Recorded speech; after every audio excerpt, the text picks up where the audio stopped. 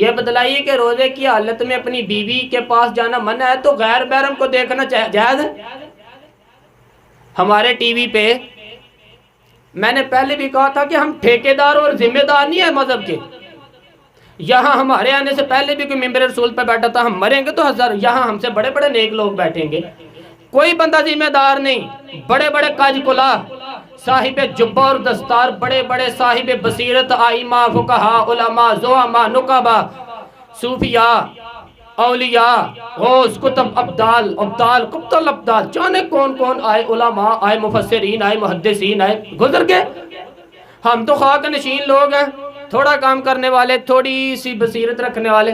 لیکن بھائی اگر کرتے ہیں تو ایک کام کرتے ہیں، ساتھ دوسرا نہیں کرتے. یہ کس طرح کا دین سکھانے لوگ نکلے ہیں کہ شوال سے لے کر شبان تک گانا سنایا جائے گا ٹی وی پہ، شبان سے لے کر شوال تک ناچ گانا کیا جائے گا، شوال سے لے کر شبان تک دھما چوکڑی ہوگی.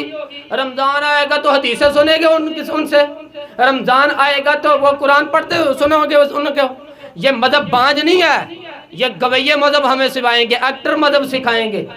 یہ مذہب بانج نہیں ہے کہ ایک گلاس کے اندر پہلے شراب ایک گلاس کے اندر پی لے، پھر اس گلاس کے اندر روح افزا بانٹنا شروع کر دو. یہ بانج نہیں، یہ میرے رسول اللہ کا مذہب ہے. اگر تمہیں شوق ہے دین سیکھنے سکھانے کا، یکم رمضان کو توبہ کرو اور کہو کہ ہم ٹی وی پہ بیٹھ کے حدیثیں سنائیں گے تو سارا سال سنائیں گے.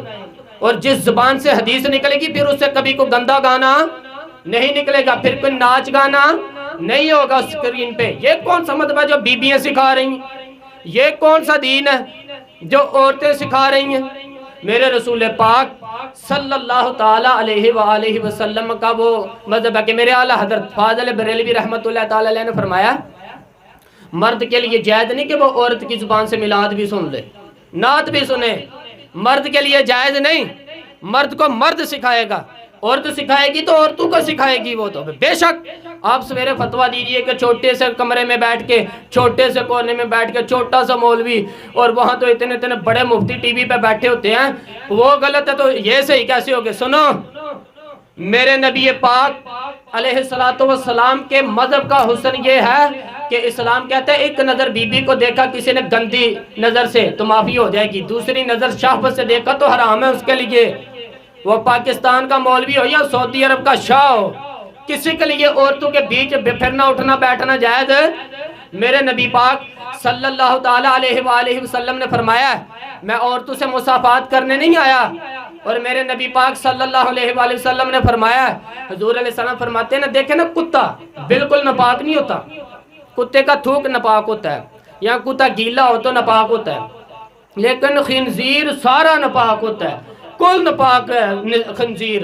نبی پاک نے فرمایا خنزیر بھی ہو اور گند میں لتھڑا ہوا بھی ہو، پیشاب میں لتھڑا ہوا ہو، گوبر میں لتھڑا ہوا ہو، پیخانے اور فضلے میں لتھڑا ہو، خنزیر ہو، اس کا جسم تیرے ساتھ ٹکرا جائے تو اتنا برا نہیں ہے جتنا غیر محرم عورت کا وجود تیرے ساتھ ٹکرا جائے تو برا ہے. اس حد تک میرے نبی پاک صلی اللہ. اور گنبد کے معاملے میں فتویٰ دینے والے، یا رسول اللہ کہنے پر کفر کا فتویٰ دینے والے اور بڑی بڑی باتیں کرنے والے خاموش کیوں ہو گئے؟ یا ایھا الذین آمنوا لا تتخذوا اليہود والنصارى اولیاء. رب فرماتا ہے یہودیوں اور عیسائیوں کو دوست نہ بناؤ. یہ تمہارے دوست ہو سکتے، یہ تمہارے سجن ہو سکتے، جب عرش کا مالک کہہ رہا سجن ہی ہو سکتے تو دوستی کی بات کیسے سنا رہا ہے؟ یا رسول اللہ ہمارے سجن کون ہو سکتے ہیں؟ فرمایا تمہارا دوست وہ ہو سکتا ہے جو محمد عربی کا غلامی کرنے والا ہو، جو رسول اللہ کی نوکری کرنے والا، وہ دوست ہوگا. دوسرا دوست ہو سکتا کوئی ایکٹر مذہب نہیں سکھائے گا، کوئی گویہ مذہب نہیں سکھائے گا. حضرت جناب سیدنا جنید بغدادی، بغداد کے پیر سے کسی نے پوچھا تھا آج سے 1100-1200 سال پہلے، وہ تو زمانہ ویسے نیکی اور پرہیزگاری کا تھا. کہا بابا جی مرد اور عورت نیک ہوں، بغیر پردے کے، بغیر حجاب کے، بغیر پردے کے بیٹھ کے ایک دوسرے کو دین سکھا سکتے ہیں؟ حضرت صاحب بتائیے، مرد اور عورت نیک ہوں تو بغیر پردے اور حجاب کے ایک دوسرے کو دین سکھا سکتے ہیں؟ تو حضرت جنید بغدادی فرمانے لگے سکھانے والا حسن بصری ہو، اور سیکھنے والی رابعہ بصری ہو تو پھر بھی بغیر پردے کے بیٹھنے کی اجازت نہیں دی سکتی. تو مفتی صاحب کو اجازت کس نے دی ہے؟ مولانا صاحب کو ٹی وی پہ بیٹھنے کی اجازت کس نے دی ہے؟ بڑا وہ نہیں ہوتا جو ٹی وی پہ زیادہ آتا ہے، بڑا تو وہ ہوتا ہے جو رسول اللہ کے دین پہ عمل زیادہ کرتا ہے. حضرت عبداللہ بن مسعود رضی اللہ تعالی عنہ فرماتے ہیں زیادہ باتیں کرنے والا عالم نہیں ہوتا. حضور پھر عالم کون ہوتا ہے؟ فرمایا پڑھو قرآن، انما یخش اللہ من عبادہ العلماء. فرمایا بڑا عالم وہ ہوتا ہے جو اللہ سے زیادہ ڈرتا ہے. اس لیے کہ رب فرماتے ہیں میرے بندوں میں سے جو عالم وہ ہیں جو اللہ سے زیادہ ڈرتے ہیں، خوف رکھتے ہیں. تو میرے بھائی رمضان المبارک میں بچنا ہے، پرہیز کا وقت ہے، پرہیز کا. تو کوئی شخص بھی کوئی شو نہ دیکھے، میری منت ہے آپ حضرات سے، کوئی شو نہ دیکھے. عورت کا تو پردہ ہے، تو ہمیں تو تماشے پہ لگا دیا گیا ہے. عجیب قسم کے ایکٹر آ گئے ہیں اور مذہب سکھا رہے ہیں. وہ میری اپیل ہے آپ سے کہ سحری اور افطاری کے وقت ٹیلی ویژن بند رکھیں، نیٹ بند رکھیں. کیا چیز کھول کے رکھیں؟ یا قرآن کھول کے رکھیں یا رسول اللہ کا فرمان کھول کے رکھیں. اللہ رسول کی طرف توجہ رکھیں. سیکھنے سکھانے کا وقت ہے وہ چھوڑیں.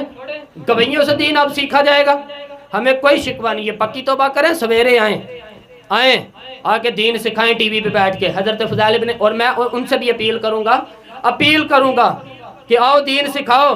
حضرت فضیل ابن عیاض فرماتے ہیں میں ڈاکو تھا، کبھی کبھی چھپ چھپا کے جمعہ پڑھا کرتا تھا. پھر میں نے توبہ کی تو سچی توبہ کی، پھر میں نے توبہ کی تو رب کو راضی کرنے والی توبہ کی، پھر میں نے توبہ کی تو چھوڑی پھر ہر شے.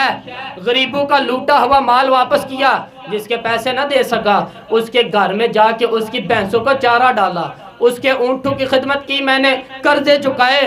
اور فرمایا میں سچی توبہ کر کے مسجد آیا، جس خطیب کے پیچھے میں جمعہ پڑھا کرتا تھا وہ میرے ہاتھ پہ بیعت کر کے مرید ہو گئے. اللہ تبارک و تعالیٰ نے اپنے بندوں کے دل میری طرف موڑ دیے. پھر تمہیں اس میں انعام دینے کی ضرورت نہیں پڑے گی محفل میں. پھر تم کٹیے نشین بن کے بھی دین پھیلاؤ گے تو اللہ اس پہ تصویر پیدا فرما دے گا. تو روزے کا معنی رکنا ہے. روزے کا معنی بولیے، روزے کا معنی